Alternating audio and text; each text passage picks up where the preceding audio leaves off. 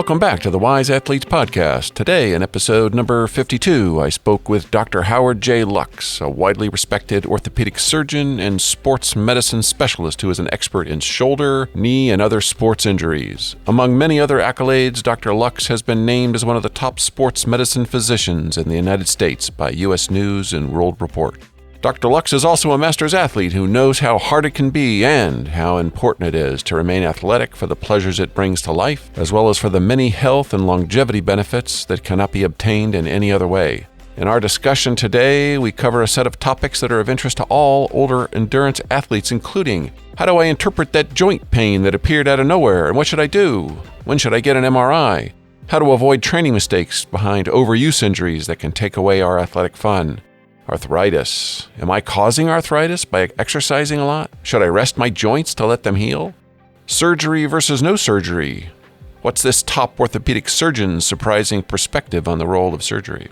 So here it is. If you are dealing with chronic pain, thinking about surgery, worried about arthritis, or just wanting to understand your body a little better, listen into this conversation. You will learn a ton. Let's talk to Dr. Lux. Dr. Howard Lux, welcome to the Wise Athletes Podcast. Thanks for helping us out. Thanks, Joe. It's a pleasure to be with you today. I'm really delighted to have you on. I've been following you on Twitter for some time and gobbling up the little pearls of wisdom that you dole out there, and sort of backtrailed back into finding a podcast that you do regularly, which is just full of great information. Makes me wish I had a whole bunch more of your time, but I'm glad to have the little bit of time that we have. And I'll make a list here of the things that I'd love to cover. It's probably way too much, but if we could just touch along the top of it, just to give some of these great pearls that you've got. And it's not just your tremendous experience. You also just have a mind for what's real, what's important. You're sort of counter bullshit, I think. And I don't know were you born like that, or did that come the hard way? That came with age. Okay. That came with experience. I can believe that. Well, good. Well, before we jump in, though, would you just do a little bit here on, your background? What do you do for a living? Yeah, sure. My name is Howard Lux. I'm an orthopedic surgeon. I'm out of New York. Finished my training down in New York City. Was the chief of sports medicine up in Westchester County for 20-something years, and now I'm out on my own. Oh. I've been a lifelong athlete, tennis, baseball, basketball, running, cycling, swimming, before I lost the shoulder. Lost function, not the shoulder. Yeah. And the deeper I got into my orthopedic career, the more I started to notice that a lot of athletes were being misled or misled themselves by what they were reading. And I know we're going to touch on that topic. And I made it my goal to try and sort of have people think on a very basic and simple level, right? Why we don't need to take this supplement or that supplement. We don't need to do 8 minutes of, HIT and get a heart rate of 180 if our goal is to live longer. Right. And, I've enjoyed keeping runners out on the trails longer. I love running with all the groups that I run with, same with the cyclists. And so I'm just trying to share that information. I'm really glad that you found what I said on Twitter useful. Awesome.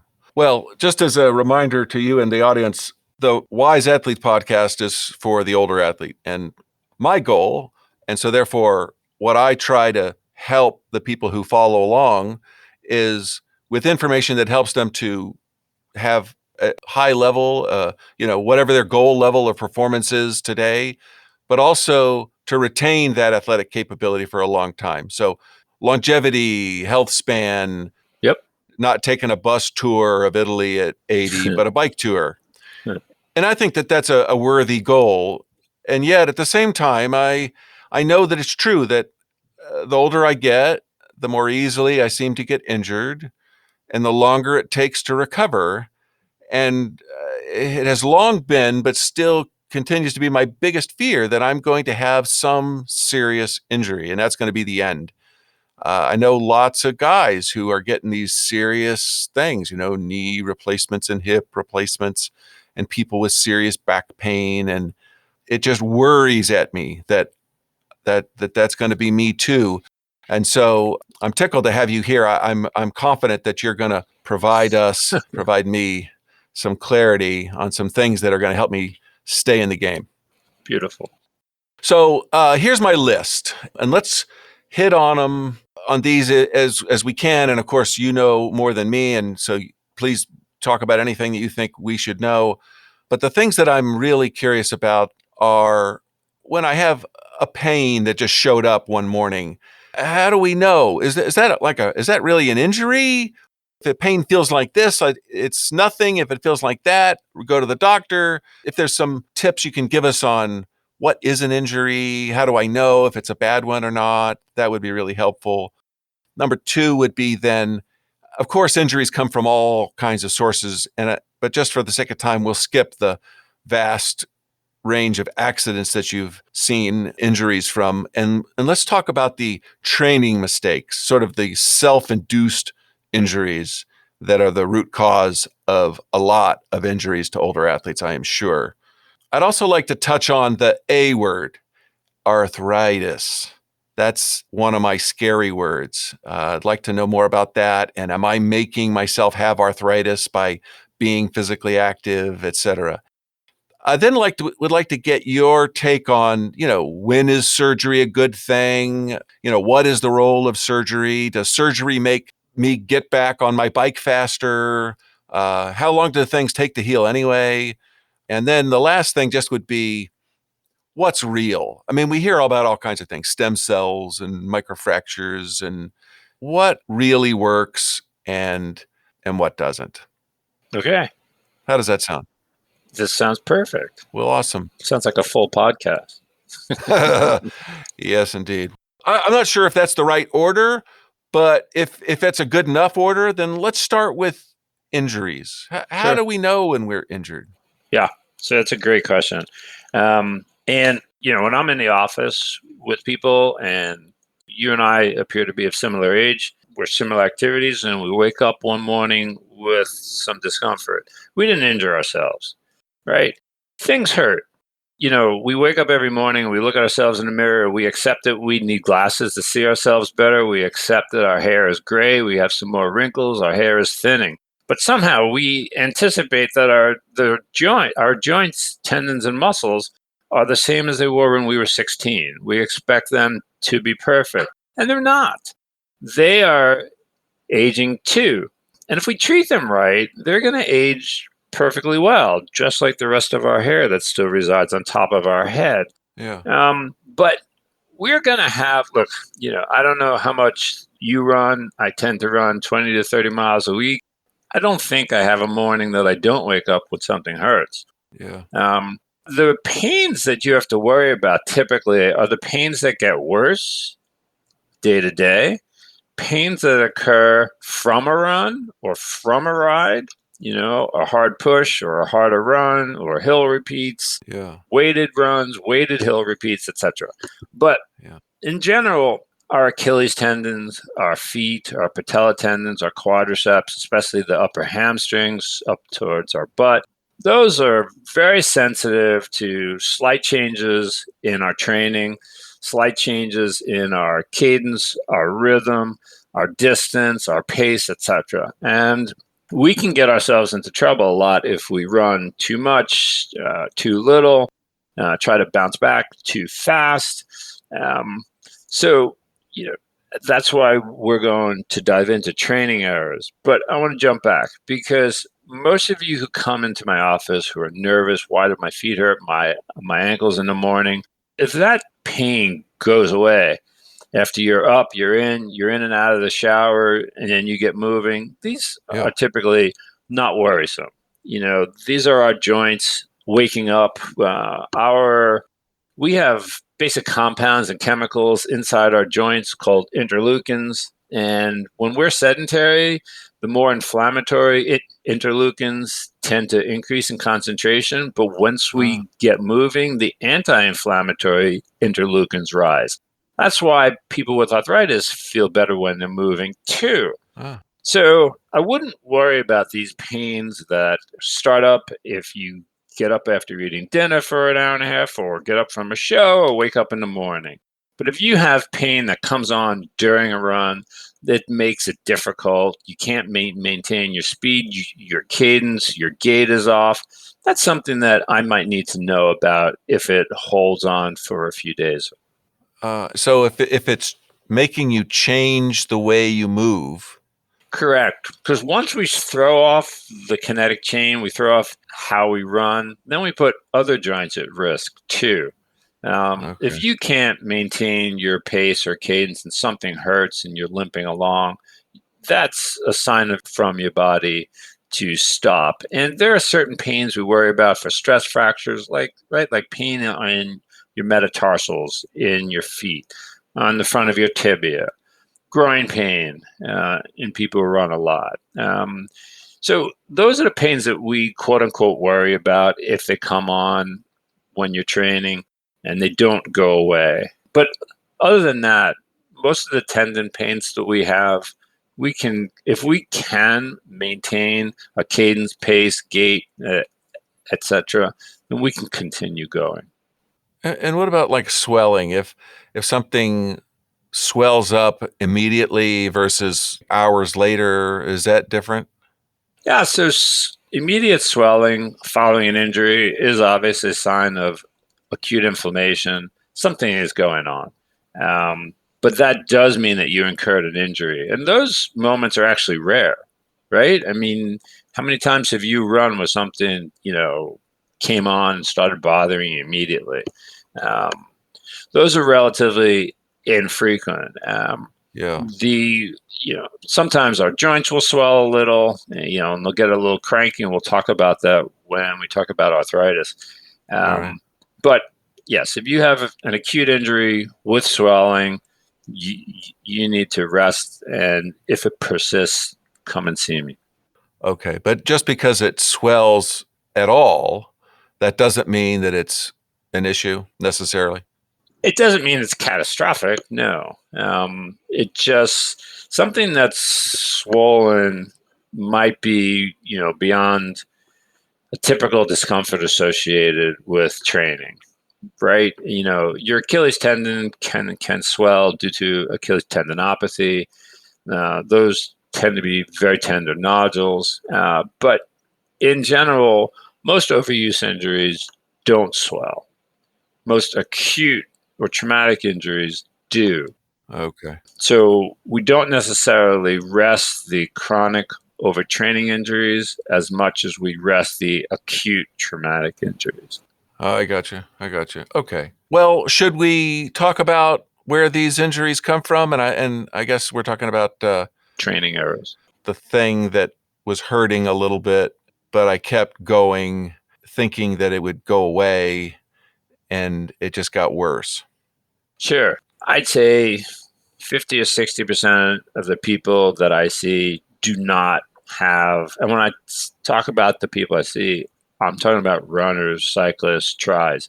They don't recall a single isolated traumatic injury. These are just things that crept up on them. Yeah.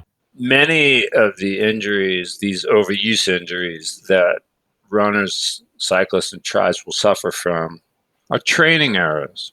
Either we're untrained or we wake up one day and said, you know what, I'm tired of running 10 miles a week. I'm going to do 15. Our muscles, tendons, and bones don't like surprise parties. Yeah. And they don't like extended sleepovers. So they don't like to see a tremendous amount of stress added on, and they don't like long periods of rest.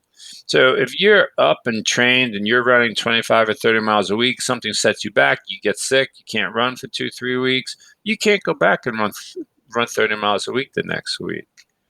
If we're coming up on New Year's, right? So I'm going to see a lot of people in February because New Year's, I'm going to start running. So they go from the couch to a 5K, and they do it in 2 or 3 weeks. These are training errors. Yeah. So if you're used to running 10-minute miles and you want to speed up and your body isn't used to it, you have to do it in little bits and spurts. If your longest run is 4 miles and you want to go 6, you have to build up slowly to that, because our tendons will be able to adjust to it. You will be able to do it, but it's going to take you a month or two to get there. And people who try to Right. achieve new milestones too quickly are the ones that get into trouble. It dials back into load management, right? People have to understand the load that they're putting their body through. And they have to consider everything that they're doing. So if you're a runner and all of a sudden you start, you know what, I'm going to start weight training, and you go into your basement or gym and you start squatting and deadlifting, etc., you need to account for that load in your running schedule Yeah. because it's going to add to the stress on your tendons and bone. Right. And I've understood that your muscles will adapt much more quickly than your tendons will. Is that right? Yes, and the tendons will adapt, and they'll adapt over time. But we just, yeah, especially as we age, we just need to understand, as you alluded to earlier, it's going to take longer than you think. Right. And these things will creep up on you. And sadly, if you incur an overuse injury like hamstring tendinopathy, pain deep in the butt, Achilles tendinopathy, patella tendinopathy, etc., these can take up to a year to get rid of. So the best way to treat them is to avoid them. Yeah. And the best way to avoid them is really to monitor what your training loads are. Yeah. And maybe this is just something that's true for everybody, but more true for the older athlete. We hear so much about, oh, don't, overtraining, you got to periodize your schedule. You can't be going for PRs all year long. But, we're talking about people who've got professions and they've got lives, and their training is not consistent enough for overtraining. Their problem is that they fall out of condition and then they try to come back too fast, and now they've injured themselves. And that's an injury that it's going to take a year to get rid of. And you alluded to that tendons don't like not doing anything either. So just because you injured yourself doesn't mean, oh, well, I'll come back next year. You've got to find some path to doing less, but not doing nothing, right? Absolutely. And injuries really take a toll on us. I mean, you know my story through my own podcast, with my stress fracture. And that thing happened in April or May 2020. And I didn't start running again until September. And then it was spits and spurts because everything hurt. I was only running a mile or 2 miles. So I stopped and I was cycling more. So I stayed with the cycling. I tried to get back to the running, and I was only doing a mile or two, and I hated it. I don't even want to get dressed for less than 5 miles now. Yeah. Right. So it took me close to 10 or 12 months to get back to a decent running program. So they can really set us back. You could even see how it could get people out of being athletic or even not exercising anymore. It's Oh, just completely. they totally lose it, and now they're going to be losing their muscle mass and probably end up with metabolic. It's probably shortening their life at that point. Yeah, no, we have to keep going. When people talk to me or ask me, how much should I run? How much should I ride? Should I run this pace or that pace? I'd really dial it down to very simple goals. What are you optimizing for? For me, the answer is simple. I'm optimizing for longevity. I've been a trail runner for a long time. I love runs with 4,000 vertical feet. I just love hills. But I'm going to be the guy who's slow jogging it or walking it next to you because I want my heart rate, down at 135. Yeah. I'm going to run past you at the end because you weren't smart in how you managed the run. But I don't care what my time is, because, I'm in this to increase my time with my kids, Yeah. and my time running. I'm not here to burn myself out. Yeah. I totally hear you on that. Let's talk about arthritis. Sure. I don't know if this is just the boogeyman for me, but I grew up with a fear of a bad joint injury because I was sure I'd then have terrible arthritis from it. And and my knees grind and pop, and I just always wonder, oh, what the hell is that? In general, the sounds that our joints make, the clicking, Yeah. etc., is not a mechanical issue. So it's not things that are rubbing together. They tend to be inflammatory. We have lots of little structures in our joints, and sometimes they click or bump into each other, and it's just not an issue. Great. I would not worry about that. Arthritis, a prior traumatic joint injury, such as a meniscus tear, especially if it was operated on, or an ACL tear, those do significantly increase your risk of developing arthritis. Huh. Doesn't guarantee it, but it increases the risk a lot. Otherwise, we can't live our lives. It's hard to live our lives worried about what may or may not happen, right? Yeah. It's like trying to prove a negative. And the people who I feel sorry for the most are the ones who come in and they tell me about their days running and that they stopped, and they stopped because they had some knee pain and they were afraid of making it worse, quote unquote, or they were told they had some arthritis and they were afraid of making it worse. Now, this is really important. Osteoarthritis is a biological process. It is very rarely a mechanical process, meaning that you're running on it, you're cycling, you're swimming, you're walking is not going to make your arthritis worse. As a matter of fact, cartilage likes the cyclical loading associated with running. Cartilage displays a healthy response to running. So if we MRI your knee before and after a run, we see a metabolic effect in the cartilage. It increases its hydration and thus its feeding, and then it recovers by the next day. This is, of course, normal distance. I'm not talking about an ultra. And osteoarthritis is not more common in runners.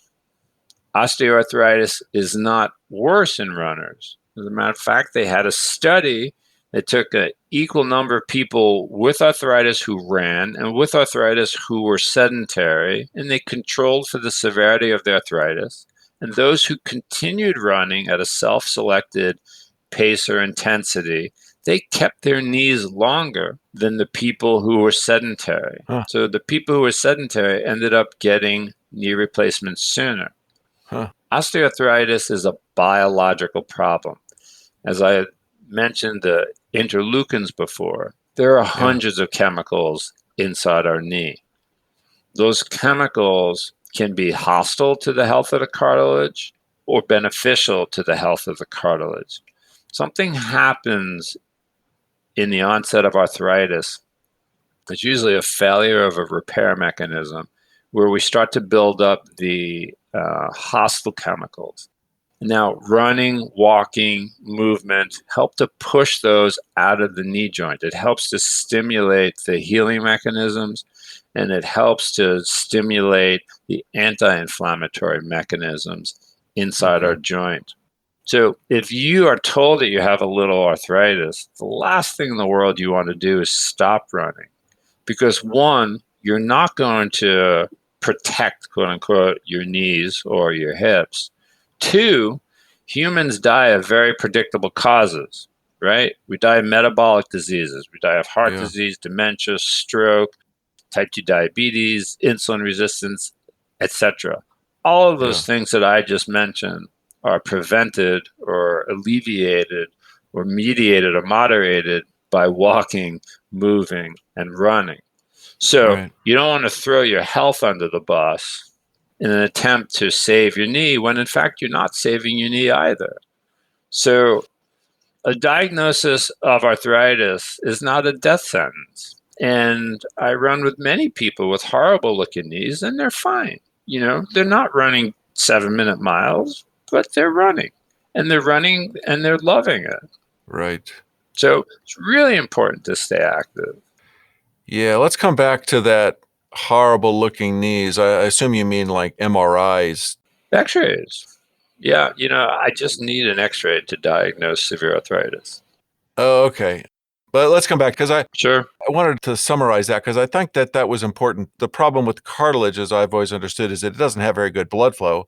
So it doesn't get nutrients the way that muscle would get nutrients. So a muscle is going to heal up in 24 hours from the damage that maybe you caused by exercising that day. But the cartilage doesn't get the same kind of blood flow. And so it responds to stimulus more slowly. And I would assume that it also is slower to heal from damage. But you were saying that the movement, the pulsing, the cyclic stress, I think is what you said, is helping with the fluids moving in and out. Is that right? Yeah. So you are correct. So cartilage does not have a blood supply.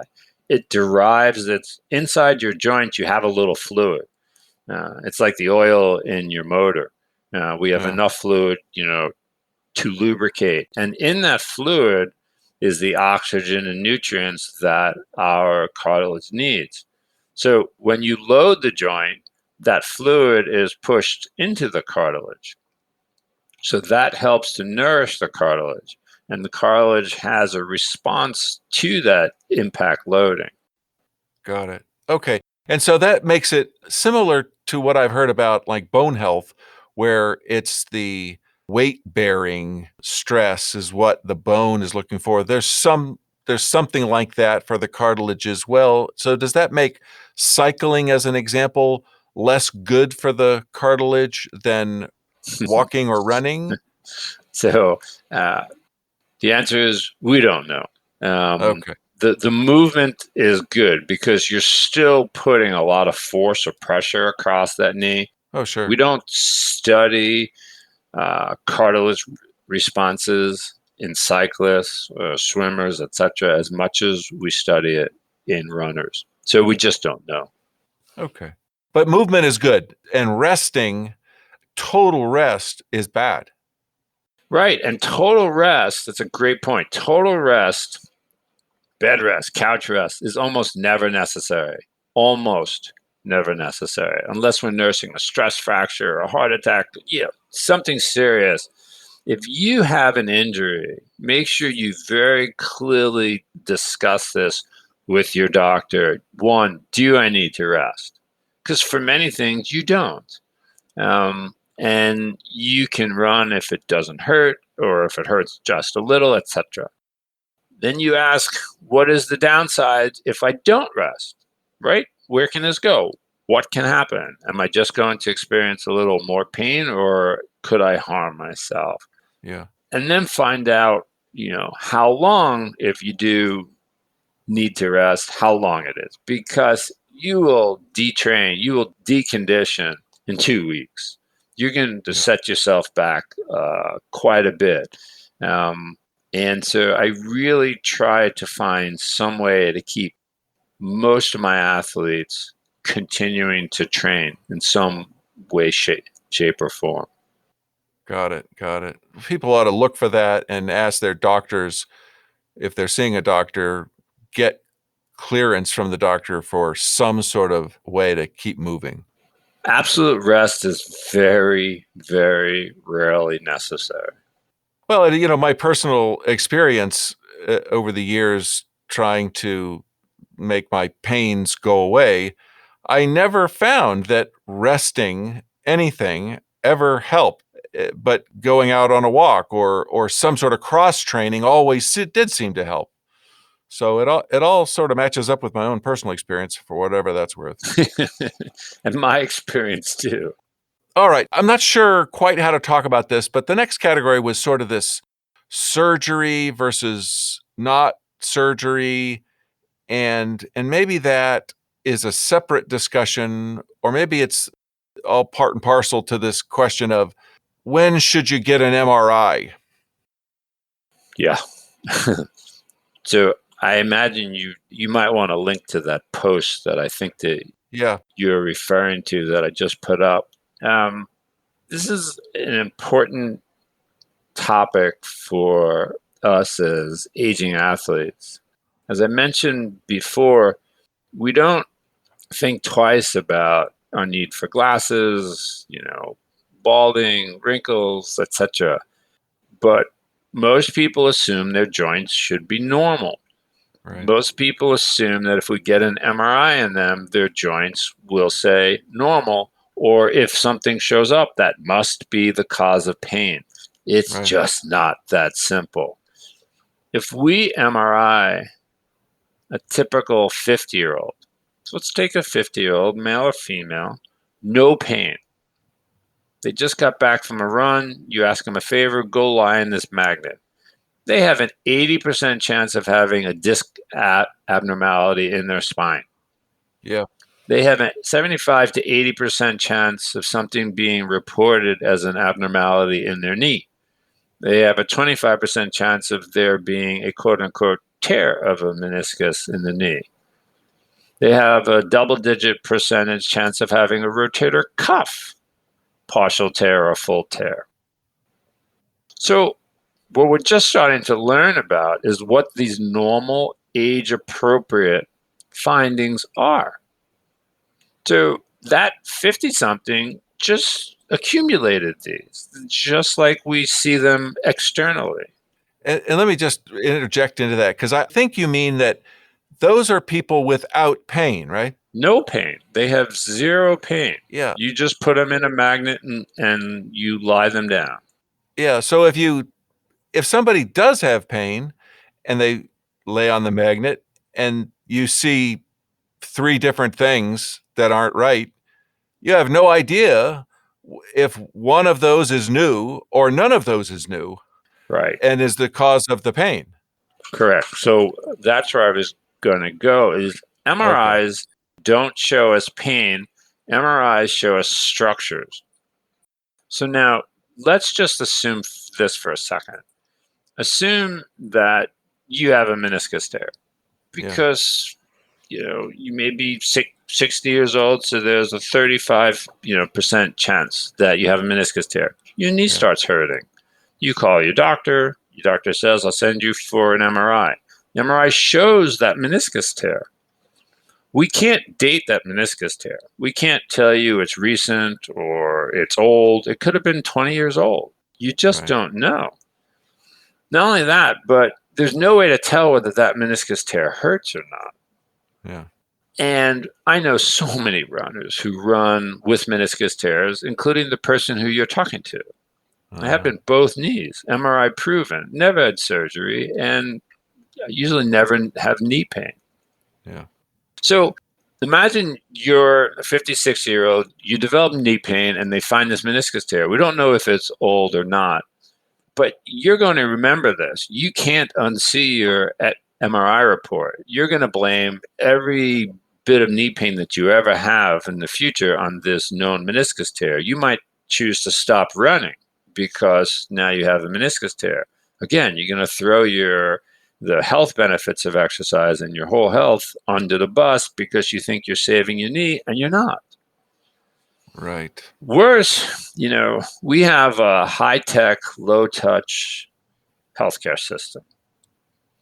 So most patients are interrupted in 18 to 20 seconds. They don't get a chance to tell us what's wrong, which is a shame because if we sit and listen to you long enough, you're going to tell us what's wrong. The words you use, the way you describe it in your story is going to tell us what your diagnosis is. Our exam can confirm that. There's a lot of research to show that a good exam and a good history by listening to you is often more accurate at determining what the source of pain is than an MRI. Right. Sometimes we'll get an MRI, yes, but oftentimes we don't need it. And the costs associated with these studies can go beyond the economic cost to you. Yeah. It can affect your desire to exercise, your ability to exercise. It's going to affect your decision making, and you might actually choose to have an operation because it might be recommended to you, but in actuality, that's not what the research shows is necessary. Right. So I don't rush into MRI things that I'm not concerned about. If we get MRIs, it's usually for surgical planning. So someone who's had pain for 3 months, 2 months, whatever. it's getting worse, or it is mechanical, the knee is locking, etc. Yeah. But don't be in such a rush to get an MRI, because it's not going to be normal, and it's going to show something, and that might have a worse effect on you. Yeah, the memory of what you do see is forever. Yes, exactly. So let's talk about how long things take to heal, because I'll tell you that I've been lucky. I mean, for all of the stupid things I've done, I really have really avoided these terrible things that I was afraid I would have. But I still have had some surgeries related to broken collarbones. And the reason that I would get a surgery on my collarbone to put a pin in was because I wanted to get back on my bike faster. And so, as silly as as a reason as that is, I'm sure that there's plenty of people like me who are in a rush. Hey, I'm in shape. I've been working hard. I don't want to be off my game here I mean, you just said how quickly I'm going to detrain. I don't like that. I want to get back into it fast. So give me the surgery because I want to be recovered as fast as possible. So how long do things take to heal? Does surgery make things heal faster? So it depends on what we're talking about. All So right. the example that you use, the clavicle fracture, is interesting. So most clavicle fractures don't need surgery, and they're going to heal fine without it. Yeah. People who have certain clavicle fractures fixed might heal faster, might get back sooner. So that will be the conversation. That conversation will be tuned to you as an individual and what your wants and desires are. But the more common things that we're going to face, is knee and shoulder pain, right? And hip pain. And our MRIs have shown meniscus tears, or our shoulder MRIs showed rotator cuff tears or fraying, a quote unquote bone spur. Research has shown over the years, for decades, that the bone spur in your shoulder is not a cause of pain. It's not a cause of rotator cuff tears. It doesn't rub away your rotator cuff. Period. It's just not debated. Yet it's still one of the most common procedures performed today. Hmm. Research has shown that these degenerative meniscus tears that occur as we age, they took people, a few hundred, and they operated on them for these tears, and then it took a few hundred, and they put them to sleep.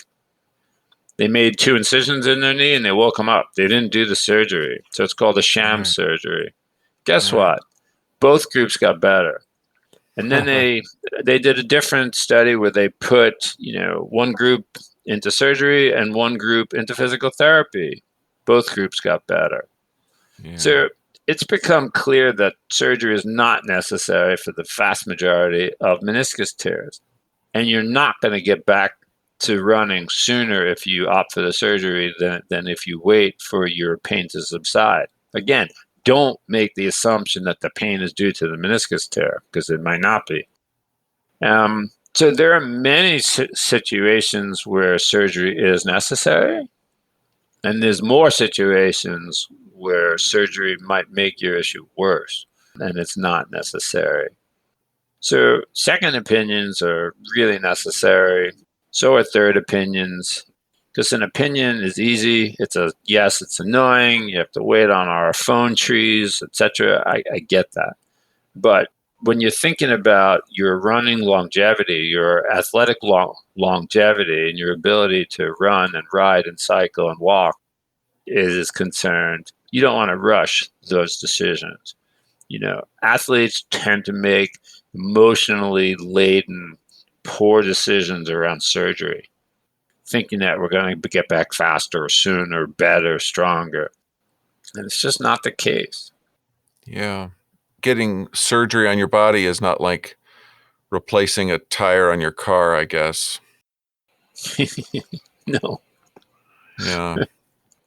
Yeah. I one time had a fella tell me that, and this was a back guy, and he was saying that people who are about to go in for back surgery, that what he advises people is that they do everything they were going to do except the surgery. So everything they were going to do to prepare for the surgery, and that meant slowing down and doing things, being careful, and then after the surgery, doing rehabilitation. If you would just do those things now, but not cut your skin, you'll have at least as good path to healing, was his opinion. So you're absolutely correct. I attribute it to a different reason, though. Okay. So I could see you in the office. You're a runner. You have knee pain. Your MRI shows a meniscus tear. I talk to you about physical therapy. Your brain can't adjust to that. You're like, I have a tear. It can't be normal. What is physical therapy going to do? You have to take it out. So we talk. Maybe you'll go 2 or 3 times and you'll say, no, I need an operation. And now you have an operation. Although it wouldn't be me, but you might have an operation. So you finish the surgery, you don't feel great. Now you go to physical therapy. Now you commit to it. You go 2-3 days a week. You go for 8 or 10 weeks. Now your knee feels great. It's not because of the surgery. It's because you committed to the therapy. Yeah. And it was the surgery that made you commit to the therapy. So, the greatest book on back pain was written by John Sarno, right? Okay. Great book. And you're absolutely correct. If you commit to the effort for physical therapy and for activities, you'll often avoid or eliminate the need for surgery. I mean, I have an atrocious back, right? Back pain almost every day. Yet if I deadlift 2 days a week, and squat, I feel great. Yeah. If I don't, my back hurts more. Yeah. Every spine person I've ever met or spoken to has said, stop weightlifting. Why? Again, pain, degeneration, arthritis, it's more biological than mechanical. We have to just eliminate that sort of thought process. The more active we stay, the longer that we're going to live. And we haven't spoken at all about it, although I have read your stuff, and so I know that you're a big believer in it. But being a healthy person helps with these matters. Not being overweight, not having a lot of inflammation in your body, those kinds of things will make you heal better, won't it? Of course. You can't outrun your fork. And your metabolic health, so your LDL, your insulin levels, your glucose levels, your uric acid levels, all of these things, they're not only floating around your blood, they're getting into your tendons. They're getting into your joints. So we talk about metabolic health all the time. So people with hypercholesterolemia, elevated cholesterol, or LDL, or hyperuricemia, high uric acid, or hyperinsulinemia, too much insulin, high glucose, so type 2 diabetes or pre-diabetic. Pain is more common in these people because of a chronic inflammatory state. Tendon tears are more common because these crystals and cholesterol, etc., will deposit into the tendons. Oh. So where there should be tendon tissue, there are deposits of other cells, of other chemicals and compounds. So the tendon is weaker, and so you get the tear more easily. Correct. So our metabolic health affects far more, than just our blood vessels and our heart. It affects every tissue in your body, and our joints and tendons and muscles are not immune to that. Yeah. It affects how our energy systems work in our muscles too, right? It's the mitochondria that provide energy to the muscles that do what they want to do. People with hyperinsulinemia or elevated glucose, type 2 diabetes, etc., they have what's called metabolic inflexibility. So we know for energy, we can burn fat and glucose, right? There are other things that we can burn like lactate and protein, but for the most part, our mitochondria with low demand activities want to burn fat. It's more efficient. And as we start to push harder, then we have to burn glucose. But people with metabolic diseases have metabolic inflexibility, so their mitochondria can't burn fat. It can't oxidize fat, so it burns glucose, Yeah. which is more inflammatory, has more, end products like lactate, ends in exhaustion sooner. It's just a Right. sign of poor health. So you can't. That's why they're short of breath when they walk up stairs. That's why their legs hurt walking a few blocks or going upstairs. It's not because their heart isn't working well. It's because their muscles aren't working well. Hmm. So everything eventually goes back to metabolic health. Right. So all the more reason to keep moving and get healthy. So the last thing I had on my list then was just sort of the hypiness that everybody's familiar with.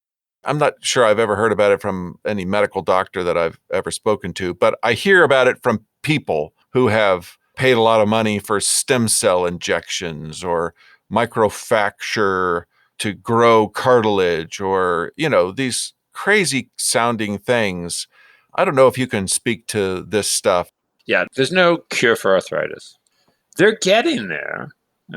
You can read about WNT inhibitors and some new pathways that they're starting to figure out how to wake up the cartilage repair mechanisms. And there's some clinical trials that are going on.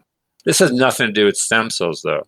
We haven't figured out how to trigger the stem cells. Stem cells work because they receive a chemical signal from the environment that they're injected into. So if you inject a stem cell into muscle or into a heart muscle, there is some regeneration that takes place because there's chemicals and cells in that muscle that will tell the stem cell what to do. And that stem cell can change into a heart muscle cell and repopulate an area. We cannot do that with cartilage. You inject stem cells into a knee, they sit there and look at each other. They don't know what to do. There's no chemical signal. And they look at each other and they say, wow, someone just paid $5,000 for us to sit here in your knee and do nothing. And eventually they die. Now, things like PRP are different. PRP can diminish the inflammation associated with arthritis. They might make an arthritic knee feel better. It is not eliminating your arthritis. It's not growing cartilage. We can't inject cartilage into your knee. We haven't figured out how to grow cartilage. When we figure out how to stimulate these stem cells and what we need to inject with them to trigger them, or when we further investigate these WNT inhibitors and other new small molecules that are coming out, then that will hold promise. But right now, it's a waste of money. Right. And don't forget, if they do, I read a study the other day investigating this new medication. It listed that 60% of people who took the medication reported a significant side effect, quote unquote, significant side effect. In the placebo arm, which is a sugar pill, it was reported that 72% of people reported a severe side effect. So placebo effects or nocebo effects are very real. So if you had a friend who did well because of a stem cell injection and they feel better and they're pushing you that way, that's fine. They had a placebo injection, a placebo response. Let them enjoy that. Don't waste your money on a placebo response. Right. Or go get a more affordable sugar pill and get the same placebo effect. Well, so that was the end of my list. I wonder if there was anything that you thought, I forgot to ask about that you think is important. No, I think this is, I think your podcast is in a great space, right? Because there's so many trainers out there and so many videos and courses and watches and programs for these young kids that are training to run, a sub 2 hour marathon or, 100-mile race. But there are very few people out there advising us what to do as an aging runner so that we can continue to do it.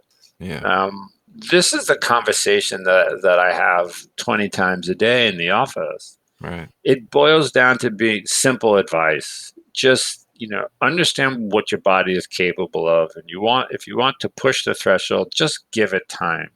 Talk to people and figure out how to do it properly and appropriately. Because if you push too hard, just a short period of time, you could set yourself back a year. Right. Be very careful about what you listen to, what you subscribe to. And it's really too easy to get lost down rabbit holes of poor information or misinformation about all the things that will wake up and bother us. Most of the pains that we have don't need attention. They just need, a little observation and some walking for a few days, before you return to running. Don't stop moving. You're not going to save your knee or your hip. And the only way to save your life is to keep going. But if you're going to optimize your life for activity, you have to optimize your diet. You have to sleep. Everyone needs 7 to 8 hours of sleep. You're not unique. You don't need less. You have to optimize your sleep. You got to get to sleep on time, wake up the same time. You got to get some sun in your face in the morning, reset your circadian rhythm. You have to look at all these aspects of your life if your goal is to continue to live an active one. Right. Well, that's tremendous advice. Thank you very much. Dr. Lux, how should we tell people to find you, your website, your podcast, how to get in touch with you if you wanted them to be able to do that? Sure. So my website is howardluxmd.com, Luks. On there, on the top, you'll see long articles. You'll see short notes about health and orthopedic issues, and the podcast is listed there with Paul Kudrowski. Fantastic. And then Twitter, HJLUKS. Yes, I know that well. Not hard to find. Right. I will put all of that in the show notes for anybody who wasn't able to take notes off of that, and so that people will find you. Dr. Lux, again, thank you, sir. I appreciate you taking some time at the end of your long day to help us out. That was really great. Pleasure, Thanks. Joe. Thank you. Enjoyed it. Yeah. You have a great night. Bye-bye. Thanks for listening in to my discussion with Dr. Howard J. Lux. His surprising yet logical take on the role of surgery and the use of MRIs really improved my understanding of a scary topic for the older athlete. If you'd like to know more about Dr. Lux, be sure to check out the show notes at wiseathletes.com. And while you're there, you can sign up to take a free fitness practices assessment, send us a question to address on the podcast, see all of our episodes, subscribe to our podcast, and you can sign up for our newsletter. If you are on social media and enjoyed this episode, please post about it. That'd be a great help. Thanks again.